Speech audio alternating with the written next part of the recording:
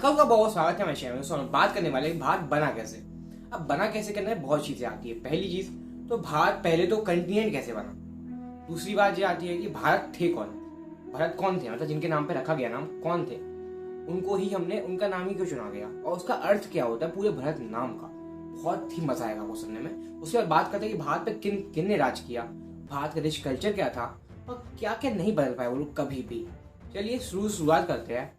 फिर बात करते हैं कि भारत कंटिनेंट बना कैसे। तो दोस्तों क्या था कि सब 2 करोड़ साल पहले तो सब एक ही था ना, पूरी दुनिया एक थी। 2 करोड़ साल भी और पहले की बात है, सब एक था, है ना।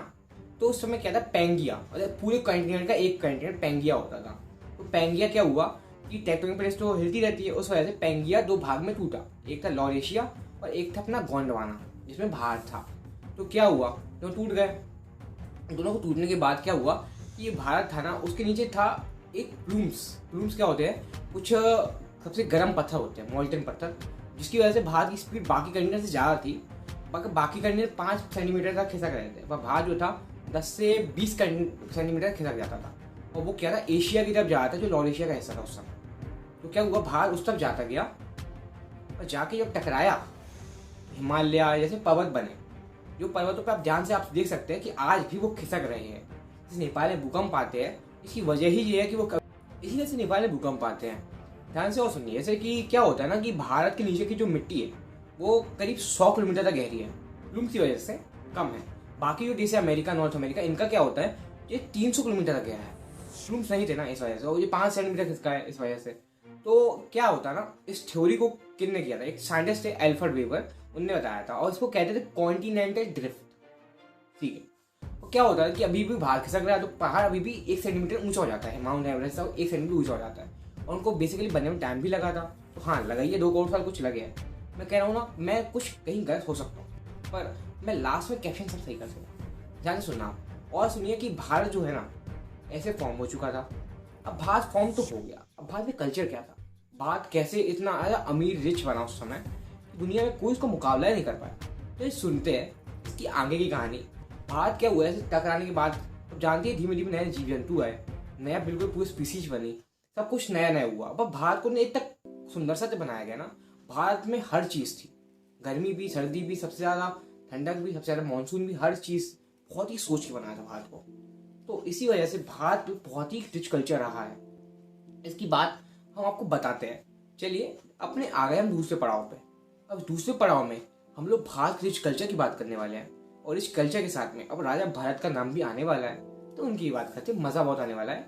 आप दूसरे पड़ाव में आने से पहले अपनी पहली पूरी बात करते हैं। रिच कल्चर के साथ साथ भारत में विभिन्नताएं भी है, क्योंकि हर जगह कल्चर अलग हो जाता है। क्या होता है कि हर जगह पे मौसम अलग है, तो हर मौसम के हिसाब से वहाँ पे जो उस समय रहते होंगे लोग, उन्हें अपने आप को अलग डिजाइन कर रखा है। हर जगह अलग रीति रिवाज होते हैं, हर जगह अलग खान पान होता है, हर जगह हर चीज अलग अलग होती है। कश्मीर में अलग होगा आपको और कन्याकुमारी में अलग मिलेगा।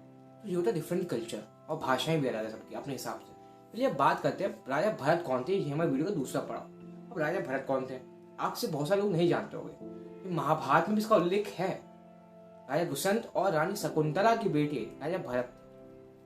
अब उनके बेटे राजा भरत का उल्लेख महाभारत में भी है। महाभारत तो वैसे कौरव पांडव की लड़ाई के बेस पे थी, उसमें बहुत सारे छोटे छोटे किरदार है। राजा भरत की भी कहानी है उसमें बताया जाता है कि राजा भरत का जो पूरा का पूरा साम्राज्य था ना, वो गोल्डन एज कहा जाता है। उसके अंदर में, गोल्डन एज के अंदर में जो भी रहा है बहुत पन पाया, मतलब पूरा रिच कल्चर था। आज की वेशभूषा जो हम पहनते हैं, जो हिंदू की वेशभूषा है, उनमें राजा भरत का बहुत बड़ा हाथ रहा है। राजा भरत के साम्राज्य में सब कुछ रहते थे, और राजा भरत जो थे ना, वो कोई युद्ध में नहीं गए, वो जमीन से जुड़े हुए आदमी थे, और जनता के लिए सब कुछ बहुत प्यार से करते थे और सब कुछ बहुत सही करते थे। ट्रेड भी सब सही थे वहाँ पे, और सब लोग बहुत अमीर थे, खुशहाल थे। गोल्डन एज कहा जाता है। राजा भरत का जो नाम है ना, वो बहुत ही सोच के रखा गया था। और महाभारत में भी आप इसको ध्यान से समझे कि बाकी सब तो महाभारत में धर्म अधर्म की लड़ाई में श्री कृष्ण ने मार्गदर्शन किया था और पांडवों को जिताया गया था। तो वैसे ही राजा भरत जो थे ना, वो बहुत ही गुणी राजा थे। उन्होंने अपनी जनता का प्रजा के साथ इतना बढ़िया तरीके से उनको मैनेज किया कि उनका राज बहुत रिच हो चुका था। उनकी वो जमीन से जुड़े हुए आदमी थे, और उनका कल्चर इतना अच्छा था कि अभी तक फॉलो होता है। जहाँ होता है वो हमेशा सफल लोग रहे हैं। होता है मतलब कि हमें कपड़ों वेशभूषा में कल्चर भी फॉलो होता है। ठीक है, अब बात करते हैं उनके जो कार्यकाल था, उस कार्यकाल को पहले तो हम लोग उस समय जहाँ उनको रूल करते थे, जिनको पूरा साम्राज्य था, उसको हम भारतवर्ष कहते थे। उस भारतवर्ष के अंदर में राजा भरत के सबसे पहले काम गिनाता हूँ। सबसे पहला क्या होता था, वहाँ पे गुरुकुल होता था। वहाँ पे गुरु के साथ बच्चे जाते थे, वहाँ सीखते थे मैथ, एस्ट्रोनॉमी और बहुत सारे विभिन्न सब्जेक्ट सीखते थे। उसके साथ में वहाँ पे क्या होता था, उस समय में म्यूजिक कलाओं को बहुत ज़्यादा जोर दिया जाता था। भरतनाट्यम, ओडिसी, ये सब उसी समय की है। कथक भी उसी समय का है। और जैसे राग होते हैं म्यूजिक में, राग वाग सारे उस समय के बने बनाए हैं। और अब और चीज़ बता दूँ मैं आपको, उस समय में जो राजा भरत थे ना, उस समय जमीन मतलब सब कुछ बहुत सही था और सब बढ़िया ट्रेड चलता था।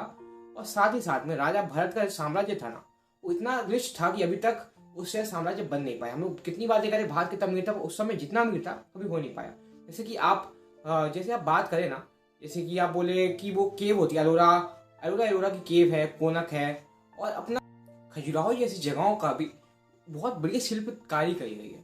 जैसे एलोरा की गुफाएं, खजुराहो के मंदिर, बहुत बढ़िया शिल्पकारी करी गई। पत्थर काट के जो बनाया गया है वो बहुत रिच कल्चर है। उसी समय का दर्शाता है कि कैसा था हमारा भारतवर्ष, उसके पौराणिक तत्वों को जगाता है।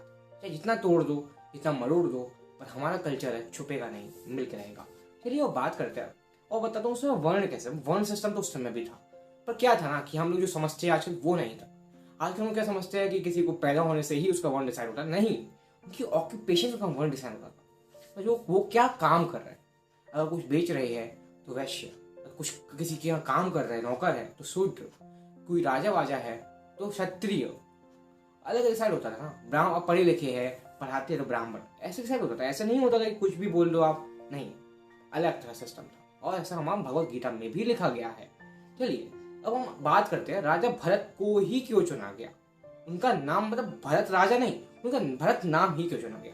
चलिए बात करते हैं, पहले भरत राजा की बात करते हैं। राजा भरत के राज्य जो था ना, वो बहुत ही प्रॉस्परस राज्य था। और वो हमें सीख देता है कि हमें प्रजा के साथ में सही बिहेवियर करना चाहिए। और राइट रूल जब होता है ना, तो प्रजा भी उन्नति करती है और राज्य भी उन्नति करता है। साथ में हम हमेशा किसी भी भेदभाव नहीं करते हैं, हमेशा समान रूप से न्याय करते हैं और सबको सुख देते हैं। और ये भगवान राम जैसा भी हुआ है, बिल्कुल वैसे ही राजा थे। अब बात आती भगवान राम के समय की, रामायण। अब बात आती भगवान राम के समय की। भगवान राम के समय भी भरत थे। कौन थे आप सब जानते हैं, कौन थे? भगवान राम के भाई भरत। वो भरत जब राम राजा ने, मतलब राजा राम तो नहीं था उस समय, पर राम ने जब वनवास के लिए वो गए, प्रस्थान किया, तब वो रोते हुए उनके पास गए उनको मनाने का, वो नहीं माने। तो आखिर में थक हार के उन्हें राज स्वीकार तो किया, पर इस तरीके से किया कि वो कभी राजा नहीं कहलाए। कैसे? कि उन्होंने अपने भैया की खड़ाहू जो थी, मतलब उसमें चप्पल जो थी खड़ाहू, उनको सिंहासन पे रख दिया और वो कार्यवाहक राजा थे, वो राजा नहीं थे। तो इसी तरीके से उनने डिवोशन और रिस्पेक्ट शो करी भैया के लिए। तो ये नाम भी, यहाँ भी भरत का सिग्निफिकेंस बढ़ गया। अब बात करते हैं कि राजा भरत का नाम क्या होता है। भरत का नाम का अर्थ क्या है वो मैं बताऊंगा सही तरीके से, पर अभी बता दूं भरत होता क्या है। भरत का मतलब ये होता है कि देखो, जो जमीन से जुड़ा हुआ आदमी, मतलब कि जमीन और भरत के बीच में बहुत बड़ा मेल भाव है। और जमीन क्या, जिसको हम अपना घर मानते हैं, वो सिंबलाइज करता है कि भरत मतलब जमीन से जुड़ा हुआ और हमारे पूरे कल्चर को भी डिफाइन करता है। इस वजह से हमने भरत नाम चुना। अब भरत नाम का संस्कृत में अर्थ क्या है? भारत बहुत ही ब्रीफ मीनिंग है। इसको मैं आपको ऐसा समझाने वाला हूँ जैसे कि आपको कभी समझा नहीं होगा आपने। Bharat love people by land, मतलब जो इंसान है वो जमीन के द्वारा, ठीक है। तो भारत मतलब, चलो दोस्तों बात करते हैं भारत शब्द का अर्थ क्या होता है। तो आप भी जानते हैं, हम भी जानते हैं, भारत शब्द संस्कृत से लिया गया है। तो इसका जवाब आता है, मतलब इसका पूरा अर्थ आता है इनकी जड़ों से, इस शब्द की जड़ों से। क्या होता है? भारताहम, भारताहम रताम इति भारतम। तो ये शब्द जो है ना, इसमें भाग का अर्थ क्या होता है? रोशनी, लाइट। लाइट कौन? जो हमें लाइट की तरफ रे चले, वो होता है भारतीय। लाइट का अर्थ क्या है इसमें आपका लाइट का अर्थ हो गया है आपका नॉलेज, मतलब आपकी ज्ञान, आपकी बुद्धि और आपका आत्मज्ञान। ये तीन चीज दर्शाता है। भारत शब्द का और भी अर्थ होते हैं जो सबको साथ लेके चलता है, यूनाइटेड। पर क्या होता है, झुंड में हर लोग रहने के काबिल नहीं होते, तो उनको टाइम पे हटा देना चाहिए, जिसमें झुंड भी सब लोग, बाकी झुंड के सब लोग बने रहे, कि एक इंसान की वजह से हम पूरा झुंड नहीं खत्म कर सकते। ठीक है, चलिए अब बात करते हैं आंग्ल की बातों पे। अब देखो, भारत पे इतने लोगों ने राज किया, पांडवों ने राज किया, श्री कृष्ण ने राज किया, ठीक है, अशोका ने राज किया, श्री राम ने राज किया, राजा परीक्षित ने राज किया, जो आखिरी राजा थे पांडवों के, उसके बाद कलयुग स्टार्ट हुआ। उनने राज किया, महाराणा प्रताप ने भी थोड़ा राज किया, मतलब भारत के ना तुम हिस्से थे, ठीक है। अब मुगलों ने कब्जा किया, ठीक है। कलिंग में अशोक का शासन आया, मौर्य एम्पायर आया, उसके बाद कलिंग बहुत सा एम्पायर, मतलब कनिष्क एम्पायर आया, बहुत से एम्पायर आए। पर क्या बोलूं कि भारतवर्ष जैसा कोई बना ना पाया। राजा अशोक की हम बात जरूर करते हैं, राजा विक्रमादित्य की बात करते हैं, पर उस जैसा जो प्रॉस्पेरिटी थी ना उतनी नहीं आ सकती कभी भी। पर राजा विक्रमादित्य भी कमजोर राजा नहीं थे, सिंहासन बत्ती सी ब्रह्मा विष्णु महेश से मिलके आए थे। आदमियों की नियति बदली थी, उन्होंने पूरी किस्मत बदली थी, पूरे भारत की शक्ल बदली थी। वो भी कमजोर राजा नहीं थे, पर राजा भरत की बात अलग है, क्योंकि उस समय थे भारतवर्ष, उस समय कुछ और था ना, अब कुछ और हो चुका था। तब कलयुग नहीं था, अब कलयुग था। राजा विक्रमादित्य भी कम नहीं थे, बहुत ही अच्छे राजा थे। सिंहासन बत्ती से आपको ना पता हो, तो राजा इंद्र मतलब देवराज इंद्र ने उनको गिफ्ट किया, वो उनके पास था। और फिर बाद में राजा भोज के पास गया, आपको नहीं पता तो मैं बता देता हूँ आपकी जानकारी के लिए। और भारत का कल्चर इतना ज्यादा रिच है ना कि अगर आप अभी भी हर जगह घूम के आएंगे ना तो आपको कल्चर ही कल्चर मिलेगा। अब वो बात अलग है कि नॉर्थ का कल्चर बर्बाद कर दिया गया है, बहुत हद तक बर्बाद किया गया, पर फिर भी आपको अवशेष मिलते हैं और आपको अभी भी बहुत सारे मंदिर मिलते हैं जो बचा लिए गए। पर अगर असलियत में जो पहले का होता तो क्या कुछ मिलता। खुदाई हो रही है, क्या पता कब क्या निकल आए और क्या क्या बन जाए। चलिए वो छोड़िए, हम अब अपने मुद्दे पे आते हैं। देखो, आपने पूरा कल्चर देख लिया, आपने सब कुछ समझ लिया।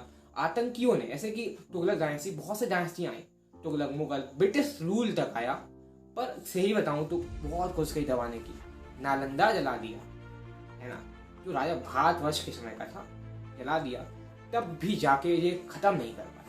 अगर नालंदा आज होता तो कोई और शक्ल होती, क्योंकि नॉलेज की पूजा सब करते हैं। नॉलेज इतनी ज्यादा थी ना कि दुनिया अभी लोहा मानती भारत। चलिए ये वीडियो खत्म करते हैं, हम मिलते हैं किसी नए वीडियो में। जब तक के लिए हमारे कल्चर और हमारे वीडियो को बहुत ही प्यार दो, सब्सक्राइब करो, लाइक करो, कमेंट में आप सोचना, कुछ नए आइडियाज भी देना, क्योंकि हर चीज हम सोच के ला पाएंगे तो हम हर काम नहीं कर पाएंगे। चलिए मिलते हैं कुछ नई वीडियो में। जब तक मिलते हैं कुछ नया करने के साथ, तो कुछ नया करेंगे, कुछ नया बताएंगे और बहुत ही मजा आने वाला है आपको। हम लो एफर्ट कंटेंट अब नहीं डालेंगे और हाई एफर्ट करेंगे। चलिए, अब आपकी खुशी हमारी खुशी, आपकी एकता हमारी खुशी, आप साथ रहे, हम वीडियो देखते रहे।